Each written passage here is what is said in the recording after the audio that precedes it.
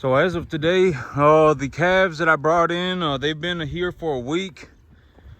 And yesterday, the calves that I brought in a week ago, they all got castrated, and they all got their intranasal vaccine, and they're all doing okay. They're all doing good. When they got here, that first day that they got here, within about 7 hours of them getting here, I gave them all a shot of that macrocin as I had planned. I'm just sticking to the plan. I always stay, I always say stick to the plan, and the only time the plan ever changes is if there is an objectively better reason for me to do something else.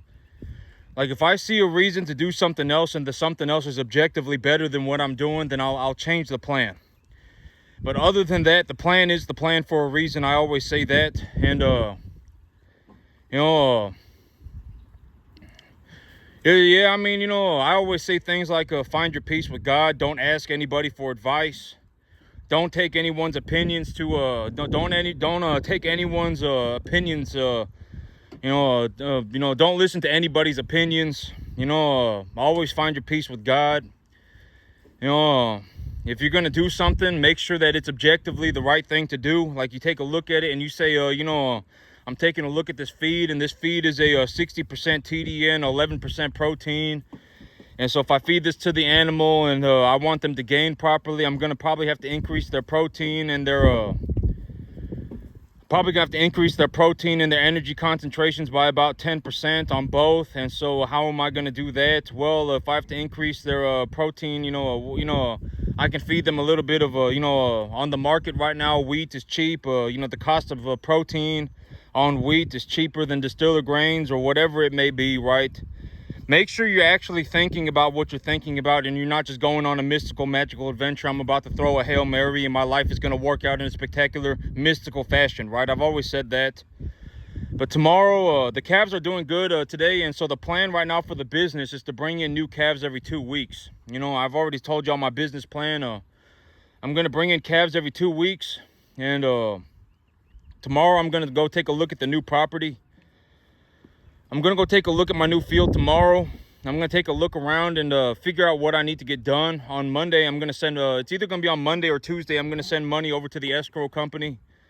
No, I'm going to send money over to I don't know if it's an escrow company, but I'm going to send money for escrow to get the option contract squared away. And on about Monday, or starting about next week, I'll be on that new field. And so tomorrow I'm going to go and take a look at the grass, see what kind of the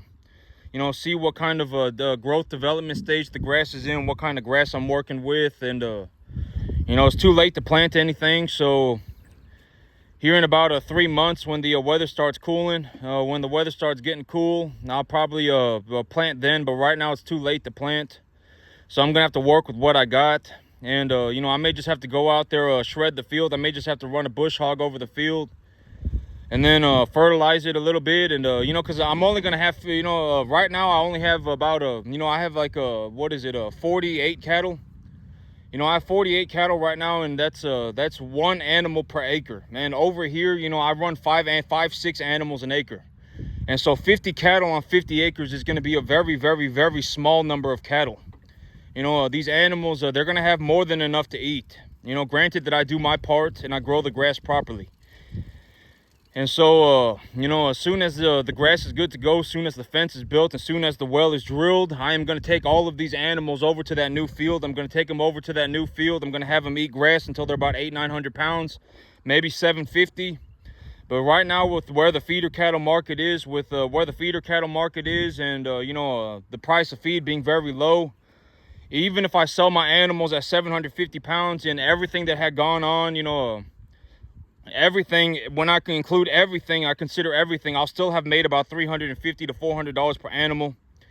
And at 48 animals, I'll essentially have made about 20 grand.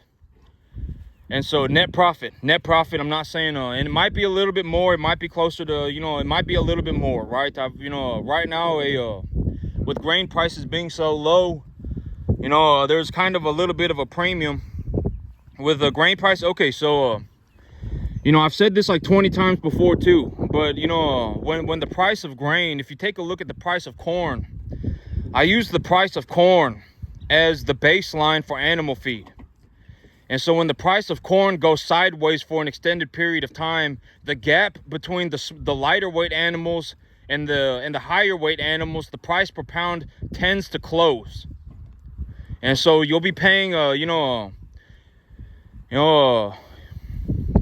higher weight animals, but the gap between the two will start to close. And so essentially the price for the higher weight animals is essentially going to go up. Why? Because when you feed them, it's cheap. That's why, right?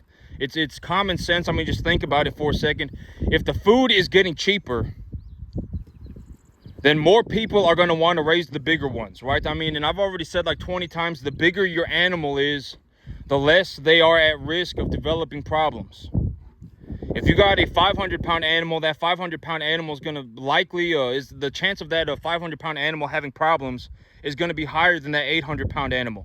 If you have a 200-pound animal, the chance of that 200-pound animal having problems is going to be higher than the 500-pound animal.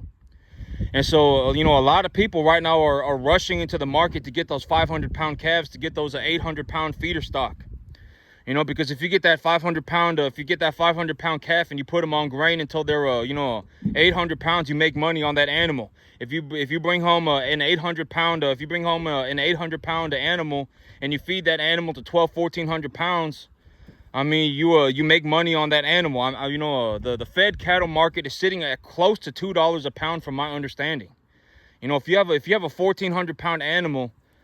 But this would be for a commodity type animal, for a 1,400-pound medium large frame number 1 to 1.5 type animal at a body conditioning score of about a 7, a 6, or a 7.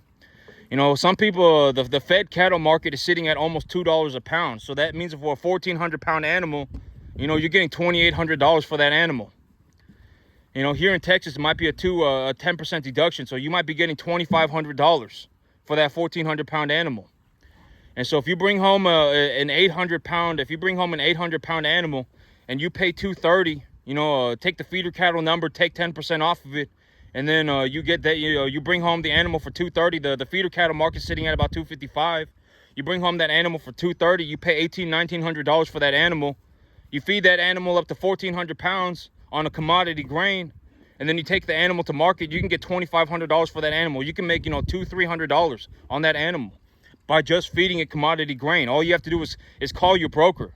I've already told you how I found my broker, right? If you call a grain broker and you just ask them what they have, they will tell you, and the price of the grain is essentially going to be more or less determined by the stock market, right? By the commodity market on the stock market. So, if you call your local grain elevator, if you just go on Google right now and type in grain elevator, boom, you'll see grain elevators pop up. You just call the different grain elevators and say, hey, do you have a broker? Will you sell me grain? Almost all of them have a broker that works there, and almost all of them also have a trucker that works there. That's how these grain silos make money, right? They broker the grain for a commission, and then they truck the grain for extra money, right? That's how they make their money. And so, and then you take a look at the grain, you take a look at how much it's going to cost you per unit of energy, you take a look at how much, you take an estimate of how much energy is in the feed, and then you say, oh, well, if I mix this feed with this feed, it's going to cost me this much per ton. And if I feed my animal roughly 3.25% of their body weight a day in dry matter, then that is what it's going to cost me per day to feed my animal. And if I anticipate that my animal is going to go from, it's going to put on 75 to 90 pounds a month, then, from 500 to 800 pounds, then you take the number in between, right? You take 650 and then you run the number for 650, and then you figure out how much it's going to cost to feed them if they're 650 pounds, even if they're at 500 pounds, because your plan is to put them on feed until they're 800, right? And so they're going to eat more as they get bigger. Long story short, I've already said that like 20,000 times too. And so then you just run the numbers, and if the numbers work out and there's a substantial margin, it's like, okay, I'm investing $1,500 a month and I'm making $6,000. Then you go ahead and do it. I'm investing $1,500 a month and I'm making $10,000. Then you go and you invest the $1,500. But you have to understand that there are times, and I've already said this 20,000 times, but the reason you don't want to be in the cattle feeding business, if you are just like right now, and this is what I mean by a lot of people, the people who know, they know, right?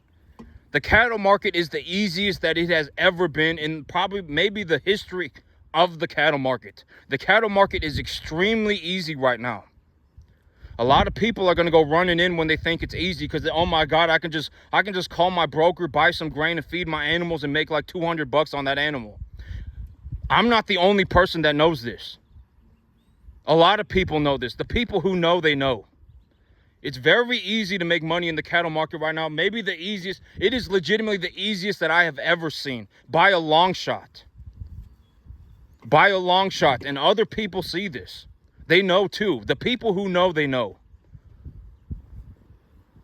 And the people who know also tend to be the big players. They tend to be the ones moving the big amounts of money. Let me buy let me buy 3 truckloads of corn every single week, right? People like that. They are the ones capitalizing on the market right now, and they are moving the large sums of money. And they know what I know. And they maybe even know a little bit more. They probably do, right? And so, actually, I don't know if they know, do they know more than me? Actually, they probably do because, I've seen some of these feedlots operate and, they got these people walking around and, oh my God, and they looking at a computer screen. Oh, well, we found that when we collected data on this feed and then we gave the feed to the animals, they were putting on 4 pounds a day. But when we mixed in, 15 grams of an ionophore, when we mixed in 15 grams of an ionophore per 1 tonnage of feed, that we were able to increase the average daily gain from 4 pounds to 4.25 pounds. I mean, feedlots, they got these people, right? Oh, and then if we implanted them with a growth medication in their ear, we were able to take that 4.25 up to 4.5 pounds, and it only cost us, $15 per animal, whatever it may be. And then they run the cost analysis and they're like, oh, well, if the fed cattle market is sitting at $2 a pound, if we average that, we're going to get $1.80 to $2 a pound on one of these animals at a fed weight. Then, that extra quarter pound is whatever, right? Is an extra, 75, 50 cents a day that we're making. And if we're making an extra 50, 75 cents a day on 90,000 animals, we're making like an extra, 10 grand a day or whatever it is, right? I mean, they got these people, right? I mean, I've seen how these feedlots operate and I've seen what they do. I understand that they have these people, but I'm not trying to sit here, buying, but then they got all this machinery too, right? And I've also said that, one of the big reasons why I make such a drastic amount of money is because my lack of machinery. I have a nice tractor, but I bought that tractor because I had a lot of money left over. And if I didn't use the money, then I'm going to get stuck paying income tax. And so I may as well just use the money, right? And so, I got a nice tractor, but that's it. But I need my tractor. I need a tractor, right? If I want to plow the field, I need a tractor. If I want to move bales, I need a tractor. Everything. You need a tractor on a farm, and so. And it don't really matter to me. I still have an excess. After I pay for everything, I still have like $5,000 a month left over, right? Because then that was my mentality when I bought the tractor. It was like, I have like $6,500 a month left over.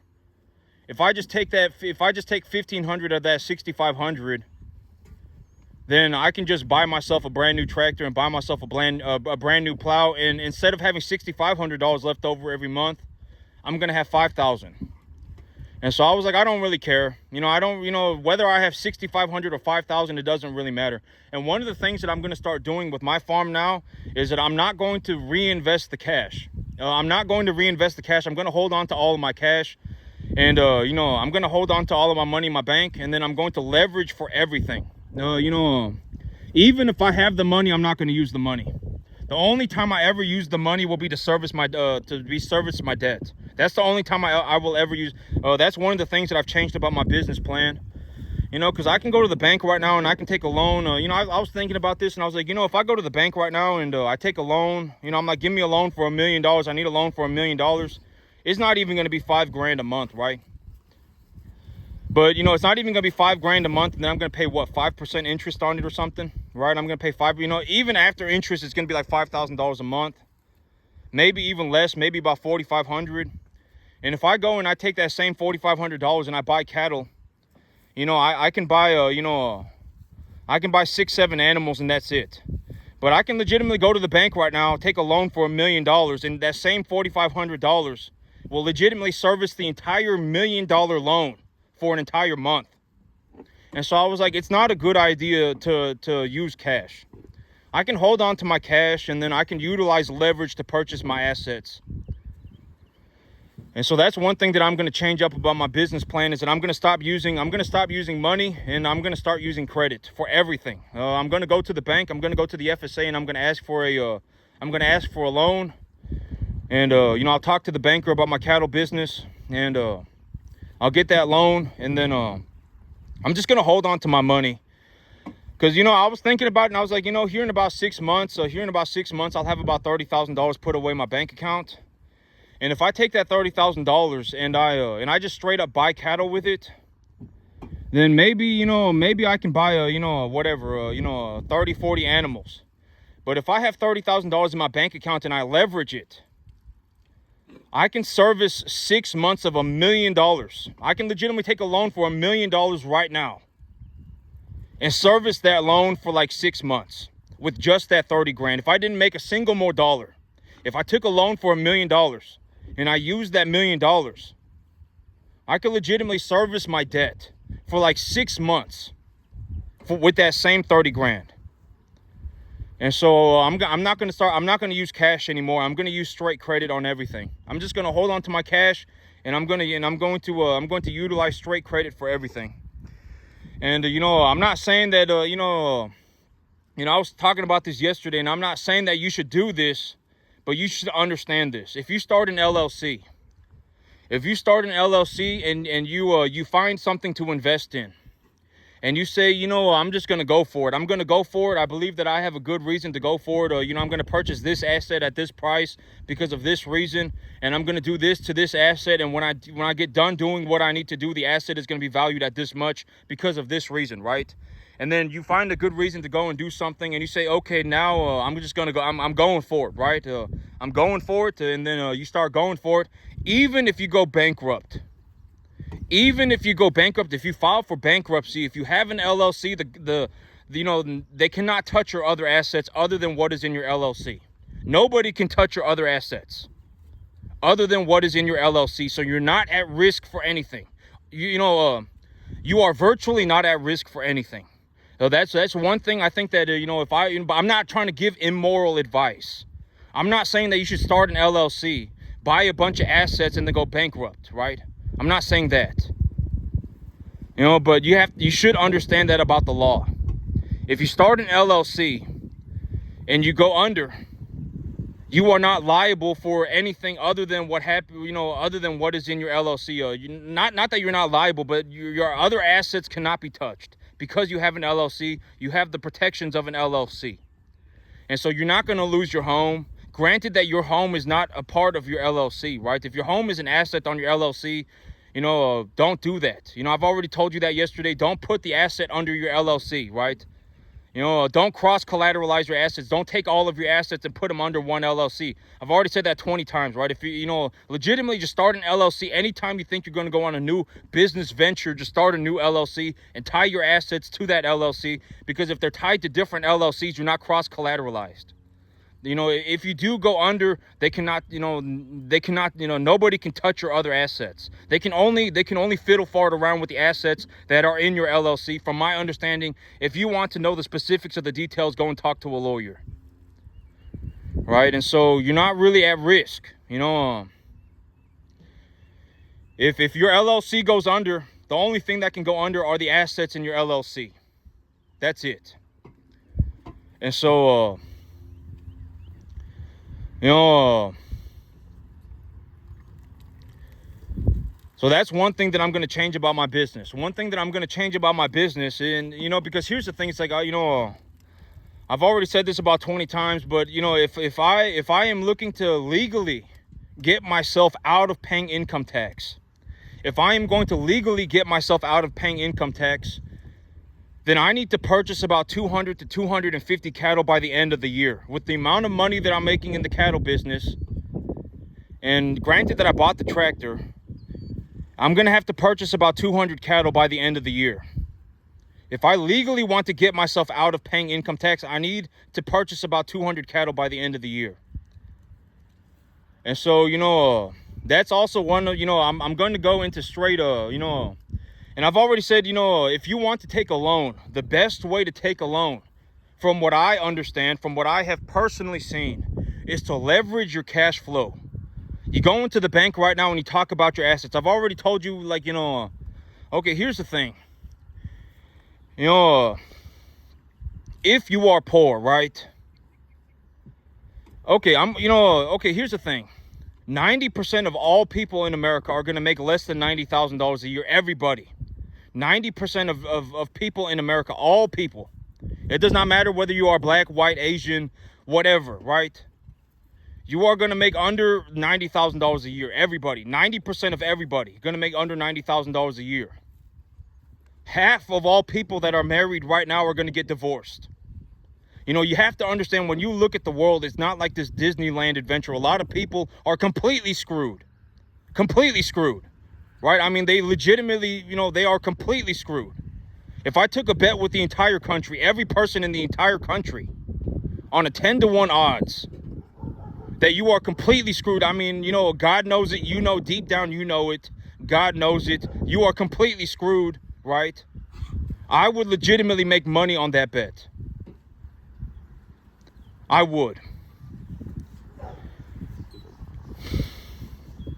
And so, you know, if you want to get out of that situation, you need, you know, but I've essentially boiled it down to 3 major steps. Number 1, you need to make more money than you use, right? Essentially, you need to not be broke anymore. You need to put more money in your bank account than you use. You should not be in the situation where you're, you know, budgeting your last $20 at 2 hours a week, every single week. For 2 hours a week, you're thinking about how you're going to use the last $20. You should not be doing that. Right? And number 2, you should set up a retirement account. And what is a retirement account? Something that is going to pay you under, you know, 24 hours a day, 365 days a year. It will pay you, right? Something like cattle, something like real estate, something like a whole life insurance policy, maybe something like the S&P 500. It will always, you know, it will always give you a return, right? The S&P 500 will give you a 3% dividend a year, and it'll also give you roughly a 3% dividend a year, and then it'll also, you know, over the long course of time, it's appreciated by about 10% a year as well, right? And then number 3, you just need to not ruin it for yourself. And if you don't ruin it for yourself, and you stick to the course, you stick to the plan, then you are essentially just rich forever. Life is no longer a rat race. You know, your retirement account will grow on its own. Chances are your retirement account will grow on its own over a long course of time. If you have a whole life insurance policy, that whole life insurance policy will grow over a long period of time. You know, if you make more money than you use, you know, then, you know, you're never in a situation where you have to, you know, go into a life or death battle for $20, right? You know, and so, and at that point, once you've managed to do all 3 of those things, you have essentially become rich overnight. You know, you've become rich overnight. You don't need a set amount of money. You know, I don't have a $10 million. I don't, you know, I do have $1 million worth of real estate now. You know, but you got to understand that I did not start off with $1 million worth of real estate, right? I mean, I've been recording what I've been doing like every day for a long period of time. I mean, you've legitimately seen me from having like nothing to, you know, having $1 million worth of real estate in a business that is valuated at roughly $1 million. You know, I would estimate that my business is also roughly valuated at $1 million. And I've also said that money's not subjective, right? Money's not subjective. You know, if you make, you know, 5% of the money that I do, you know, I got maybe about $2 million worth of equity, right? I got maybe about $2 million worth of equity. If you don't even have 10% of what I have, then, you know, maybe you should reconsider what you're thinking, right? And you know, like, I'm not like ignorant, right? Like, I understand that me, you know, having generated about $1 million worth of equity a year for the last 2 years, and I'm just going to be realistic with myself, you know, over the next 2 years, I'll probably, you know, I will have an equity portfolio valued at over $10 million. I'm already at $2 million. Right, I only have to make $8 million more. And if you listen to what I'm talking about, then you're going to understand, right? I need to buy 200 cattle before the end of the year is over. Before the year is over, I need to buy about 200 cattle. right? I'm gonna start using leverage for everything and just use my cash to float my debt service. Why? Because if I take a loan for $1 million right now, I only need to pay about $4,500 a month for it. And if I take that same $4,500 and I just flat out go and buy cattle, I'm gonna come home with about 6-7 animals and that's it. But if I take that $4,500 to the bank, I can borrow $1 million for a month for that same $4,500.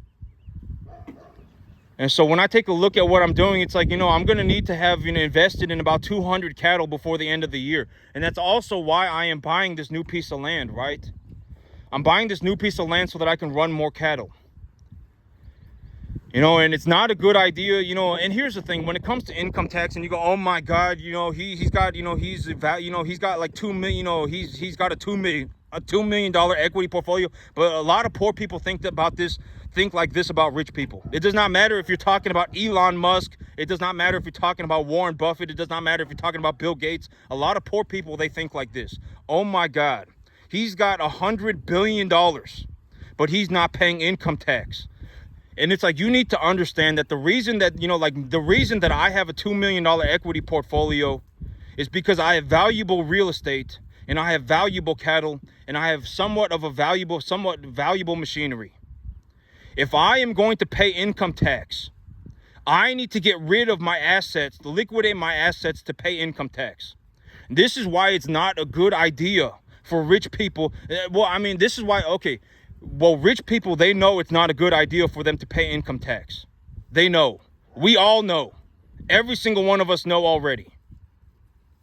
That is why we do things that legally reduce our income tax obligations. That is why we do it. Because take a look at me, right?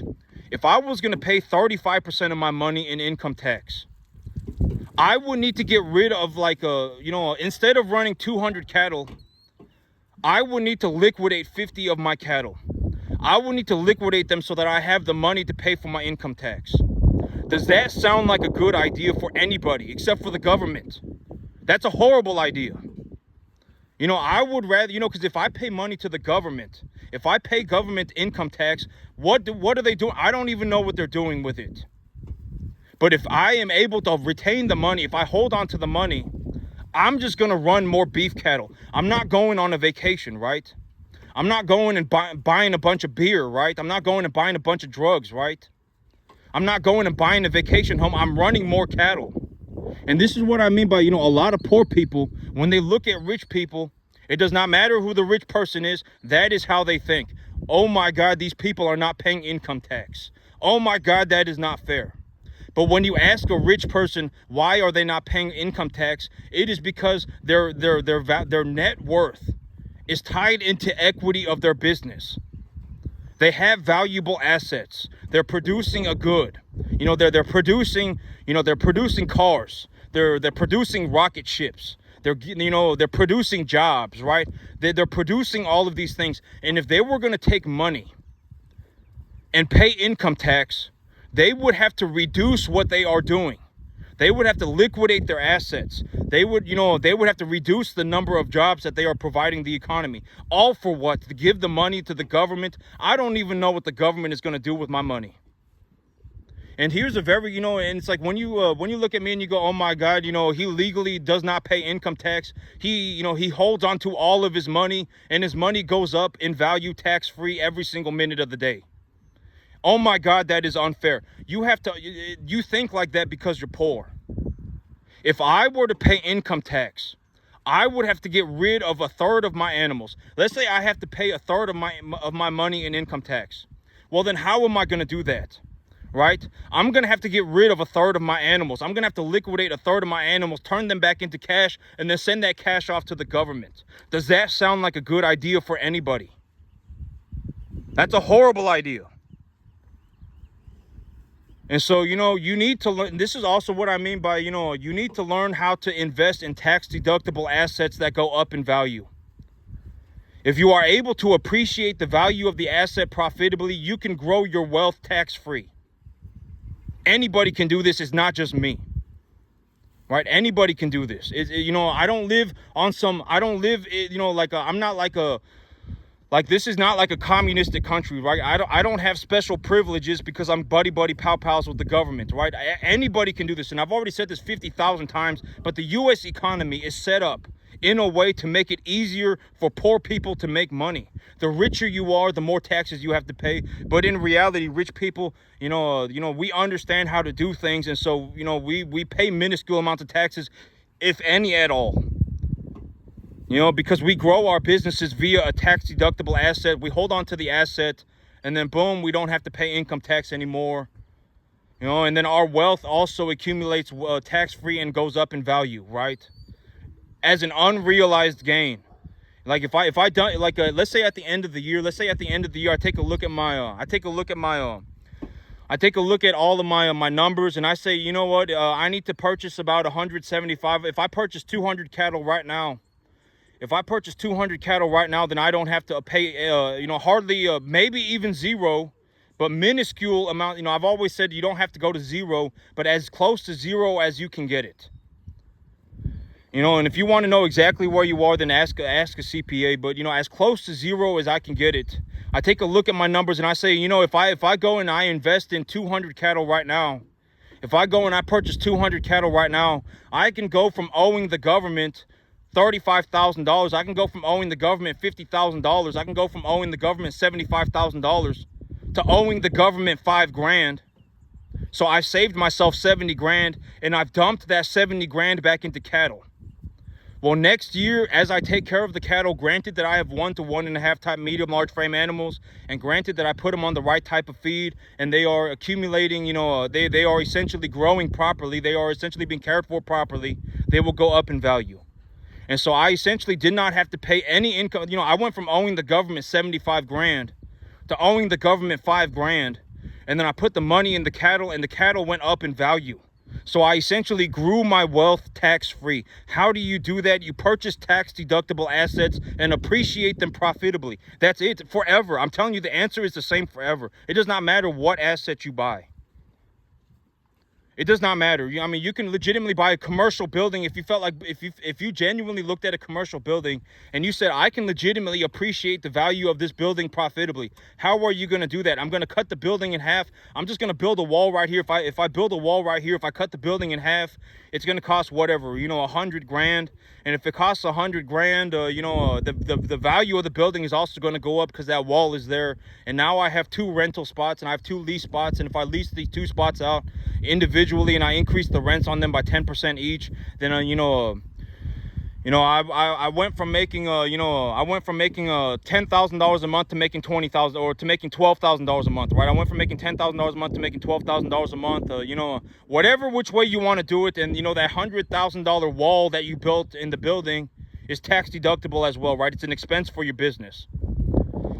And so it made the value of your property go up by a bit. And if you also increase the revenue of the property, then that also increases the value of the building itself, because the building is being sold at a cap rate, right? And so I don't exactly know how commercial buildings work, but I've watched a lot of people in the commercial building industry. I watch a man who does a lot of commercial industry work, and I watch a man on YouTube who does a lot of commercial industry work, and I see what he does, and I'm like, that makes a lot of sense to me. Would I do it? No, because I wouldn't do it. But it makes a lot of sense to me, because here's the thing: I make like a 25 to 50% return on my cattle, right? Every 6 months or so. I make about a 25 to 50% return on my money every 6 months or so, and there's no reason for me to go and do anything else. I may as well just stay in the cattle business, because the cattle business, it already makes me enough money for me to do whatever I want. As long as I continue to run cattle and I do well and I don't self-sabotage myself, I have more money than I could ever want or ever need. You're gonna see. As soon as that field is ready, I'm gonna take all of these animals over there. I'm gonna go take a look at it tomorrow to go see what I need to do, and all of these animals are gonna go over there. And then once these animals are over there, I'm just sticking to the business plan right now, bringing new animals every 2 weeks. And then once all these animals are over there, I'll start bringing in new animals. Not one, I'll start bringing animals next week. But Oh, I'm gonna take a look. You know, I got a lot of things that I got to get done, and maybe I stop bringing in cattle for a month just to get that fence finished. And once I get the fence finished and the well drilled, or maybe I just continue forward, because you know, it's like, if it's gonna take a month and a half, you know, I'm gonna bring in 12 more cattle, and you know, that's not that big of a deal, right? And so I can take all of these animals to the new land. Soon as that land is ready, I'm gonna take all these animals to the new land, and then I'm gonna bring in more animals. And if I double the size of my herd, if I quadruple the size of my herd, that's going to increase the amount of money that I'm making, right? I've already said this 20,000 times. The reason that I structured the deal that I did, and I've already told you how to structure a deal. And here's the thing, okay? It's like, you know, what do I mean by, you know, a lot of people, by the time you've become poor, you're poor because poor is all you know, right? And I think that one of the big things that I'm going to do with myself is, you know, because this is what's, you know, if somebody did not teach me, if somebody did not show me that I could jump out of the jar, I would never have known. I learned by watching people on YouTube, right? I watched, you know, a majority of what I learned, I watched by watching investors on YouTube, whether they be in the stock market, whether they be in commercial real estate, whether they be in business acquisition, healthcare, service, everything. You know, they are the people that I watched. I did not learn how to farm by watching Billy Joe Bob, and I did not learn how to farm by, you know, watching other farmers. I learned how to run my business by watching commercial real estate investors, stock market investors, residential real estate investors, service industry investors, you know, commercial.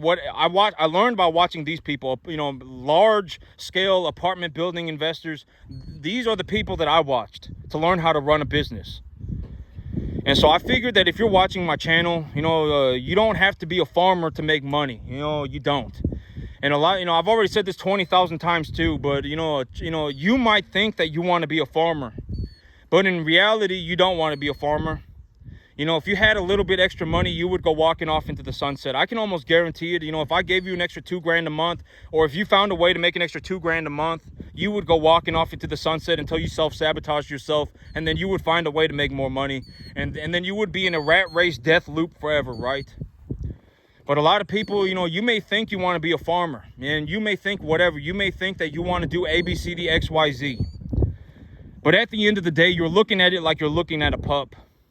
And when that pup becomes a wolf, you will no longer want the wolf anymore. You will be scared of the wolf.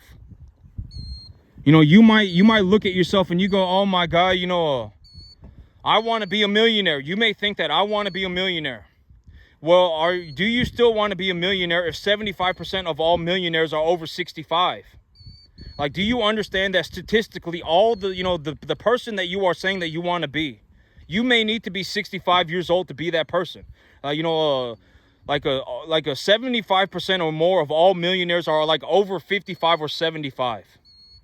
Like, you may say you want to be a millionaire, but are you going to work, you know, 45 years to do it?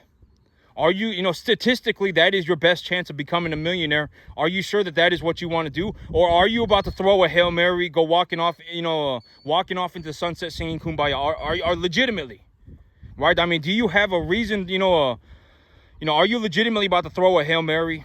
You know, are you about to legitimately destabilize your entire life so that you can go on a mystical, magical journey? Are you about to do that?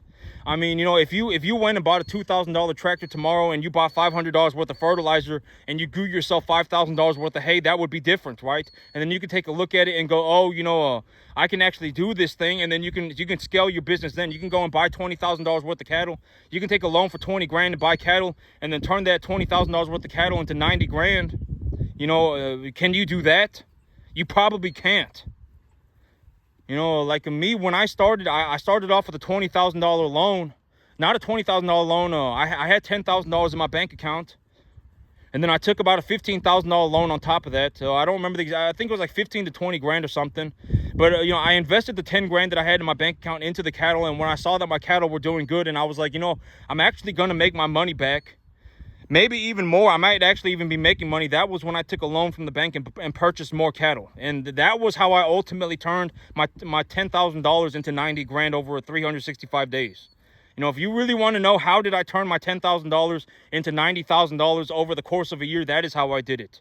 I started off and I took, you know, I was doing it. I invested my 10 grand. And when I invested my 10 grand, You know, because when I first started, I was, you know, I didn't even, you know, I started with Dexter cattle. I had a Dexter animal. I had a mama cow. You know, I had, you know, a few planer type animals that I did not know. And then as I got, you know, as I went, within about 3 months, I had sold all of those animals. I had, you know, I took a look at that mama cow. I had a mama cow for about 3 weeks.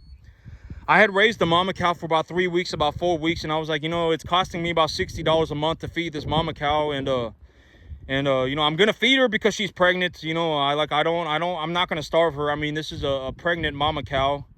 And so I was feeding her, and I was taking a look at my numbers, and I was like, this is legitimately costing me like $30 a week. You know, it's costing me like $120 a month to keep this mama cow properly fed. And so I sold her after about 3 weeks. And then I had a couple of planer type animals. I even had a Dexter animal. I raised those for about 2-3 months. And then I was like, you know, I was reading books, and I was learning everything I could during that time period. And then I figured out that what I wanted to be in was 1 to 1.5 type medium large frame animals, beef animals. And then I invested the 30 grand that I had, I invested in those animals. And then or the 10 grand that I had, I invested in those animals. And then you know, it was a long story. You know, when I sold the animals, I made my money back. You know, I didn't make much money on them, but I made my money back, and I had plainer animals. And you know, I made my money back. And so the $10,000 that I put into the animals, I made my money back. I took that 10 grand. I purchased 1 to 1.5 type medium large frame animals. I was raising them, and you know, I was like, things are going I'm at least making my money back. I mean, you know, I'm at least making my money back. And then I took a loan for 20 grand. I took that 20 grand. I purchased cattle, and essentially I had $30,000 invested. And over a course of 365 days, my animals, you know, the body conditioning was good, and they went up. The feeder cattle market skyrocketed, almost 75%. Went up like 75%, and then I managed to turn that $30,000 investment into about 90 grand. And that was, and then I started utilizing money, and that was how I got started. And now here I am, you know, 50 cattle on my field, 90% of them number 1 to 1.5 type medium large frame animals. You know, buying myself another field, got $1 million worth of real estate. The value, you know, the evaluation, the appraisal value of my business is probably about $1 million. You know, I got about a $2 million equity portfolio, but it all started with a $10,000 investment. I started with a $10 investment. I got very fortunate that but you know, that fortunate, you know, I was very fortunate, and then I was very unfortunate, right? And then I worked with somebody that I should not have worked with. And, you know, if I had known now what I did back then, I would not have touched those cattle with a 50-foot pole. You know, it's better for me as a person. It's better for me in terms of my skill set and the things that I know how to do. It's better for me to just go to the sale barn by myself and buy these animals. I mean, it just is. You know, I'm not gonna rip myself off, right? And so with the things that I know how to do, and the things and the way that I do things, it's just better for me as an individual to go to the sale barn by myself and buy these animals by myself. You know, because I'm pretty good at, you know, I know the value of the animals roughly. I know the estimate value of the animals.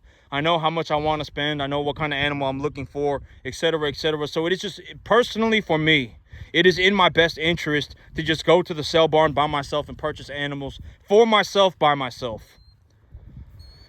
And so, you know, so that's what I'm doing, you know. And I've always said, you know, I'm more than okay with working with people. But it's like, you know, at the end of the day, it's like the only time I would ever work with somebody is if they are objectively better than me at something. Like if someone walked up to me and they said, you know, they talked to me about cattle, and they said, you know, I know that, you know, like if you went balls to the wall, you could probably run about 750 cattle a year by yourself. You know, you probably could do that. You know, but me, I can't, you know, I can't grow the grass, and I can't grow and I don't know how to run the business. But I can run more cattle than you. You know, I can run 1,500 cattle at a time, and it wouldn't be a big issue for me. And it's like, when I think about that, it's like that kind of makes sense, because, you know, me, I have to run a business. I have to grow the grass. I have to look for investments. I have to bring in my own cattle. I have to do my cattle medication. But it's like, if I found somebody, it's like, you know, and if I legitimately did nothing but run cattle, if all I did was run cattle, I could probably run 1,500 cattle at a time by myself too. right? But at the end of the day, the thing that I need to do is I need to run a business. I need to run cattle. I need to bring home animals. I need to go look for animals. I need to grow my own grass. I need to take soil saturation data of minerals. I need to come up with a business plan for myself for the future. I need to go looking for investment properties. I need to take a look at the investment portfolio itself. There's a lot of things that I need to do, right? And so if you legitimately walked up to me right now and you said, I can run 1,500 cattle, and I asked you, how would you do it? And you told me, definitely, 1 to 1.5 time medium large frame animals. Medium large frame animal is this, and a 1 to 1.5 type animal is essentially a commodity animal. And you spoke to me. If you spoke to me about the cattle market, and if you spoke to me about farming and about what you're doing, I would be able to pick up very quickly whether you are actually somebody. Because there is a very real possibility that you are on a la-la land adventure, right? I've already said most people are on a la-la land adventure. They are on a mystical, magical journey. Going off, singing Kumbaya, skipping off into the sunset. A lot of people are like that. A majority of people are like that, right? But if you spoke to me about farming, if anybody spoke to me about farming, I would know within 2 minutes whether you actually knew how to farm or whether you were actually a farmer. I would know. And I would know if your numbers actually work, right? And so it's like, if you're actually good at something, you're not just an I fell out of heaven to 7 and my life is a mystical, magical journey. I would be glad to work with you. We can figure something out, right? I will go in and I will find a piece of property, and I will set up the business structure for the piece. I'll go and make the deal on the property. I've already told you how I structure deals for my real estate, right? It does not matter what the real estate costs. It doesn't. What matters is at the end of the day, you are able to float the debt service with the money that is being produced by the property itself. And in reality, you should also be producing a positive return. Because if you produce a positive return, then that is what you can live on, right? That is the money that you get to keep. And so, like if somebody legitimately walked up to me right now, if somebody walked up to me right now, anybody walked up to me right now and said, I can actually run 2,000 cattle by myself. And you genuinely believed in it to a point where you were willing to put your own money on the line. You were willing to put your own balls on the line. I'm not gonna put money up for you, right? If you look at me and you say I can run 2,000 cattle a year by myself, I can do it, and I will show you by putting the money on the line by myself. And if I speak to you about the cattle market and I speak to you about running cattle, you will be able to pick up on it very fast that I actually know what I'm doing. Right, and I'm not going to go and self-sabotage myself, right? And you were willing to put your own money on the line, then I can go and find a piece of land for us. The larger the piece of land is, the less that I pay per acre, right? I've already said that. The larger the piece of land is, the less you pay per acre. And so I can go and find us a piece of land. I can go and get the contract done. You just be ready to run cattle, right? Then we can cut the land in half or whatever. We can cut the land and we can split the expenses at the end of the year, and you just give me a 10% cut. I just want 10% and you can keep the rest of it. And, I'll go and I'll figure out the business, and I'll grow the grass for the both of us, right?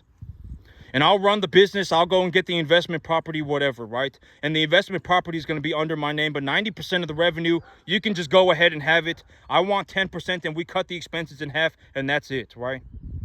I would gladly make a deal like that with anybody who was actually capable of doing it.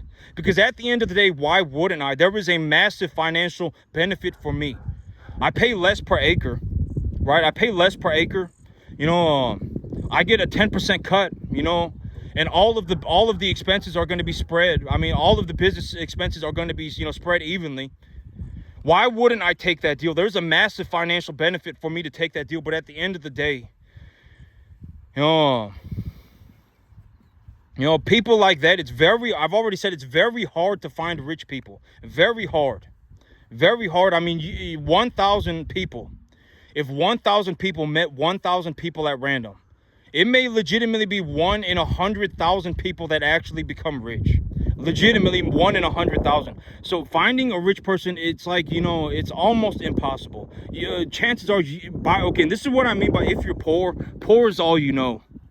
And if rich slapped you in the face tomorrow, you wouldn't even know what happened. And a very realistic way to put this is, if you put Warren Buffett in front of the stock market, if you put Warren Buffett in front of stocks, and then you took a poor person and put that poor person in front of stocks, the poor person would have no idea what they're looking at. None at all. Warren Buffett will describe things differently, will see things differently. Right? And that's what I mean by, if you're poor, you have the perspective of a poor person. You are a poor person. Poor is all you know, and that is why you are poor. You don't know what rich even looks like. You don't. You've never seen it before, right? You've never even considered it. And there is no benefit to being poor. If you're poor, it does not make you a good person. If you're poor, it does not make you cute. It does not hold any of you. There is no advantage to being poor. None at all. You know, legitimately zero advantage. And, you know, and that's the big thing, you know, that's the big problem. It's like, once you've become poor, and if you start to act like a poor person, which you probably will, if you are poor, you will act like a poor person. You will look like look like a poor person. You will act like a poor person. You know, if you pull up in a nice car, you're probably poor. If you make, you know, there's a 90% chance that, boom, right off the bat, you make less than 90 grand. Why do you have a nice car? I mean, you know, that money could have been used to go into a retirement account. That money could have been used to pay for, you know, whatever other investment that, you know, an asset, you know. But if you act like a poor person, rich people will avoid you like the plague. Why will rich people avoid you like the plague? Because poor people act a certain way.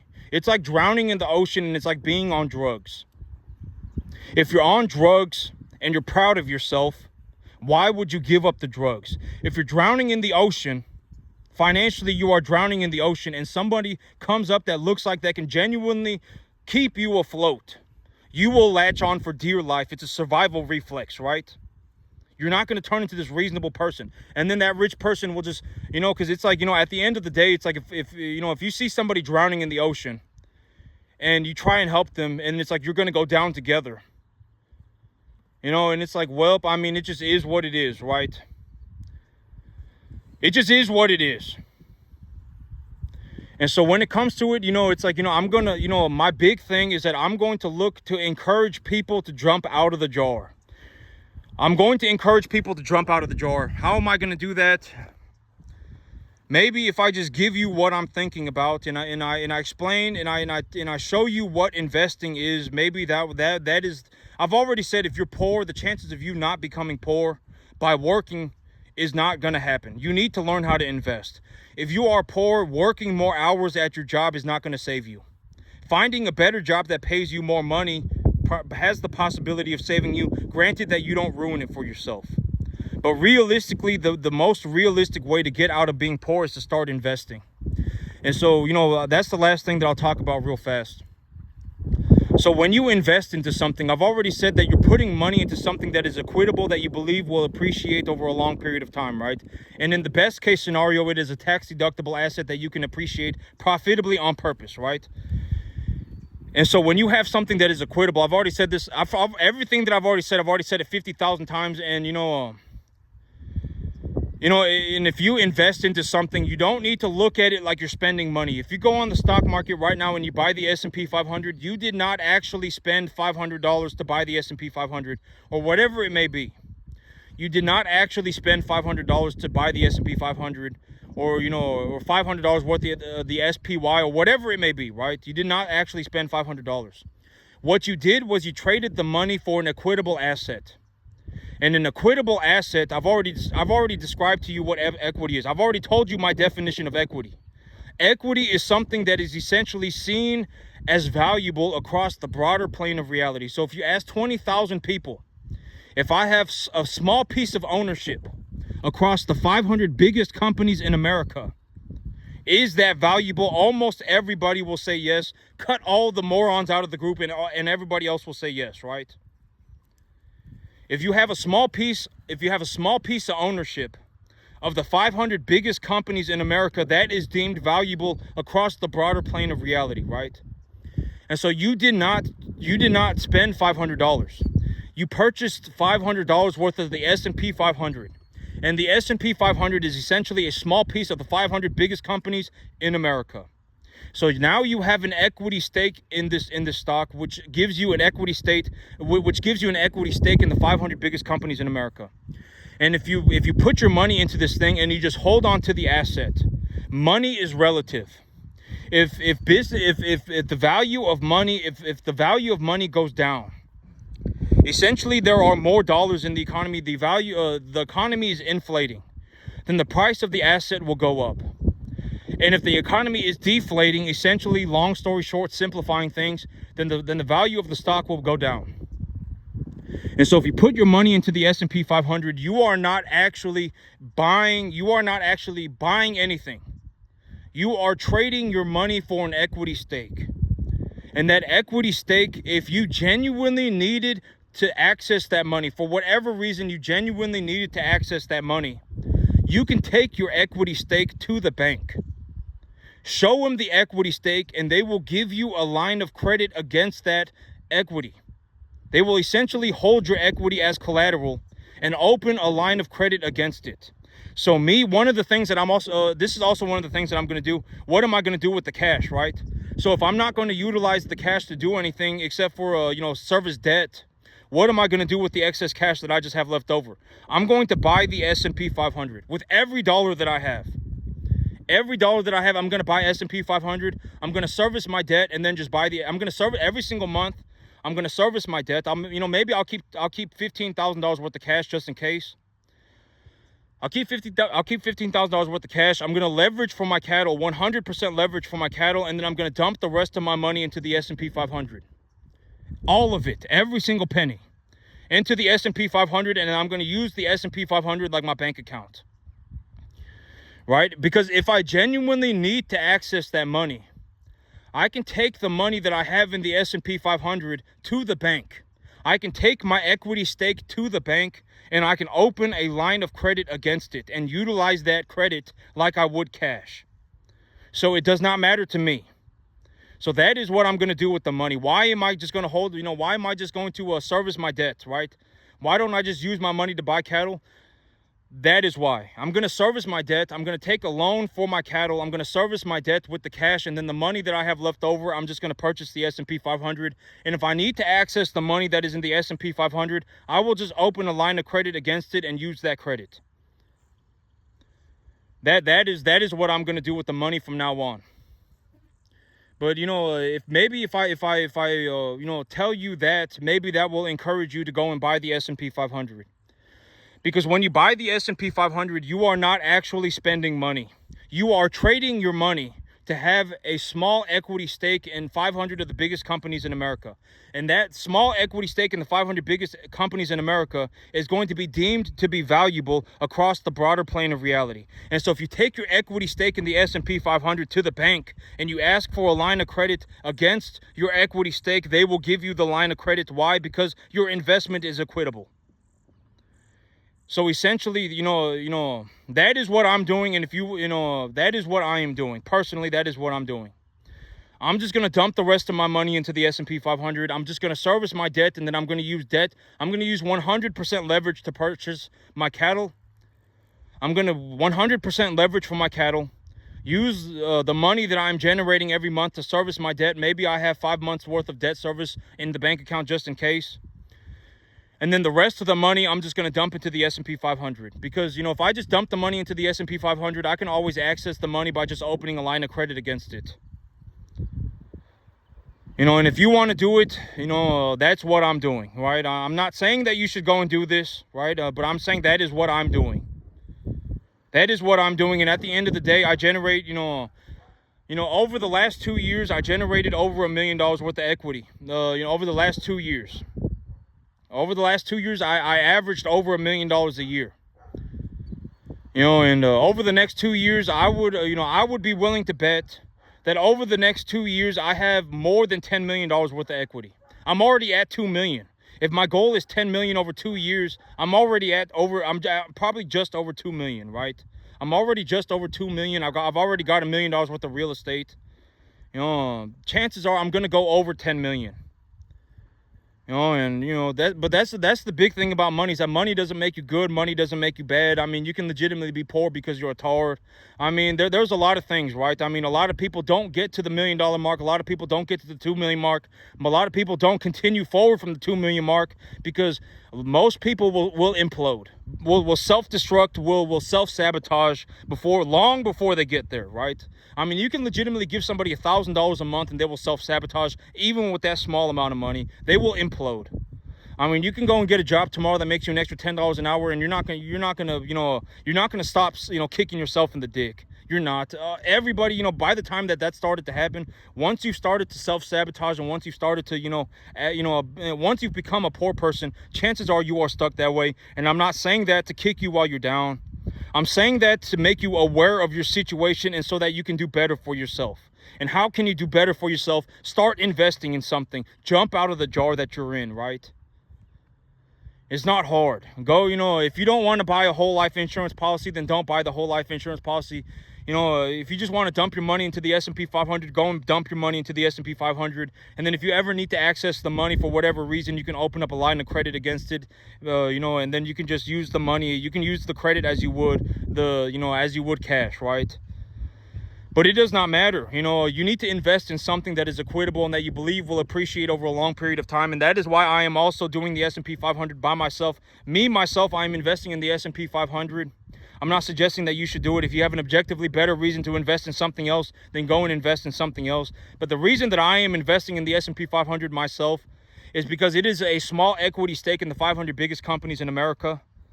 Right? The chances of the 500 biggest companies in America going to zero, bankrupting at the same time is 0%, right? It's not going to happen.